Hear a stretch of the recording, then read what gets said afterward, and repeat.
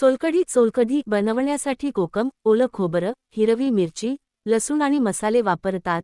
कोकम भिजवून त्याचा अर्क काढून त्यात नारळाचं दूध, मिरची, लसणाचा ठेचा आणि मीठ घालून तयार होणारे हे कोकण स्पेशल पेय पचनासाठी उत्तम आणि थंडगार असते.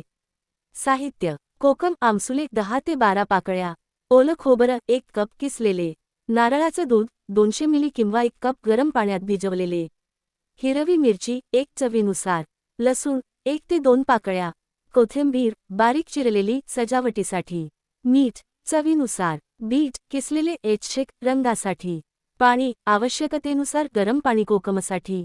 कृती: कोकमचा अर्क काढा. 10 ते 12 कोकमच्या पाकळ्या एका भांड्यात घ्या आणि त्यात 1 कप गरम पाणी घालून 10 मिनिटे भिजत ठेवा. नंतर हाताने चुरून त्याचा रंगीत अर्क काढून घ्या आणि कोकम बाजूला ठेवा. नारळाचे दूध तयार करा. जर तयार नारळाचे दूध नसेल तर किसलेले ओले खोबरे आणि थोडे गरम पाणी एकत्र करून मिक्सरमध्ये बारीक वाटून घ्या आणि घट्टसर दूध गाळून घ्या. मसाला तयार करा. हिरवी मिरची आणि लसूण एकत्र ठेचून घ्या किंवा मिक्सरमध्ये बारीक वाटून पेस्ट करा. ठेचा. सोलकढी एकत्र करा. एका मोठ्या भांड्यात कोकमचा अर्क, नारळाचे दूध आणि लसूण, मिरचीचा ठेचा घ्या. त्यात चवीनुसार मीठ घाला आणि चांगले मिसळा. सर्व्ह करा. सोलकढी थंडगार सर्व्ह करा. सर्व्ह करताना वरून बारीक चिरलेली कोथिंबीर आणि किसलेले बीट रंगासाठी घाला. टिप्स: जेवणानंतर सोलकढी पिणे पचनासाठी अधिक फायदेशीर ठरते.